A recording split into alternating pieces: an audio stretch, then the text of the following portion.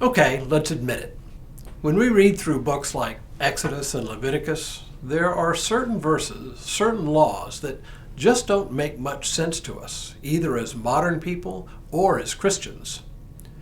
You shall not boil a kid in its mother's milk. What in the world does that even mean, let alone have to do with us? Hello, I'm Stuart Baskin, pastor of First Presbyterian Church of Tyler, Texas, and this is your Daily Devotional for Friday, August 12th, 2022. Of the 613 laws in the Old Testament, many make perfect sense, and we even enshrine them in civil law today. Others, such as laws governing sacrifices, don't apply to us directly, but we can see the presence of God's grace in them. But there are other laws that seem so foreign to us as to appear, almost ridiculous.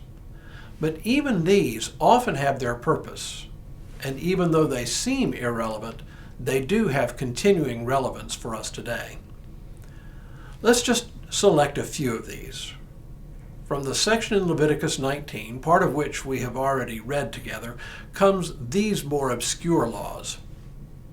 You shall not eat anything with its blood. You shall not practice augury or witchcraft. You shall not round off the hair on your temples or mar the edges of your beard. You shall not make any gashes in your flesh for the dead or tattoo any marks upon you. I am the Lord. Okay, we get the witchcraft part. That seems almost unnecessary to point out and enshrine in law, but how about rounding the edges of the hair on your temples or marring the edges of your beard? Not to mention gashing your flesh for the dead or having tattoos. People do all of these things today. Okay, maybe not gashing our skin for the dead, but we don't consider those other things to be violations of holy law. So what gives? Well, one of the bedrock principles of Israel's common life was to refrain from adopting the gods of the other nations, or even participating in rituals that come from other religions. Perhaps more than any other of the Ten Commandments, the commandments not to worship other gods or make idols are repeated in different form over and over again throughout the Old Testament. Apparently, boiling young animals in their mother's milk, putting gash marks on one's body, placing tattoos on one's skin, and certain hair and beard styles, among other things, were characteristic of the worship practices, either of the Egyptians from whom the Hebrew people were freed, or of the Canaanite people into whose land the Hebrew people were inserted. Avoiding even the appearance of participating in these foreign worship practices was important, since adopting other gods could be a gradual, incremental affair. So what does that have to do with us? Well, we also live in the presence of other religions. In our modern world, we find it advantageous to maintain polite respect for the traditions and practices of our neighbors of other religions. For example, during the Islamic month of Ramadan, our Muslim neighbors fast during the day and only eat after sunset. And our Jewish neighbors celebrate holidays with which we Christians have only passing familiarity. We can live in the midst of other religions and respect their traditions and practices without adopting them. Sometimes, though, we do find ourselves in situations where the religious practices of other groups almost become default practices in our culture.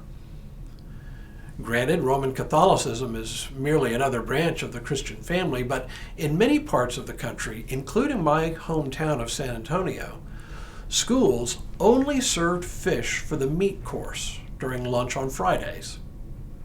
Even though we Protestants recognize no such prohibition against eating meat on Fridays, we ended up, when I was growing up, being governed by Catholic tradition regarding eating only fish on Friday, even in public schools. But there are other religious practices that have found their way into modern culture that, if we strictly followed the spirit of these kinds of Old Testament laws, we simply wouldn't do. Take yoga, for instance. Yoga is a spiritual discipline in Hinduism, Judaism, and Jainism. It is designed to help the practitioner attain unity with a universal consciousness by emptying the mind.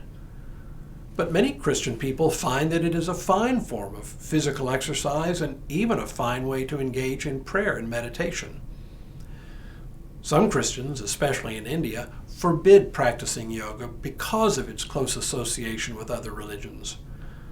But among many Christians in America and in some churches, people are open to yoga, and churches open their doors to yoga instructors. Many more Christians take regular yoga classes and find it to be very helpful. You can see then that the underlying concern in ancient Jewish law regarding mixing Jewish and non-Jewish religions still echoes among us today. Does it mean we cannot engage in practices such as yoga or other forms of meditation? Not at all. But it does mean that the concern for worshiping only God is still a vital part of our Christian practice today. Tomorrow, laws about how we treat the poor, the outsider, and the vulnerable. But for now, may God continue to bless you and keep you in all that you do, this day and in all the days ahead.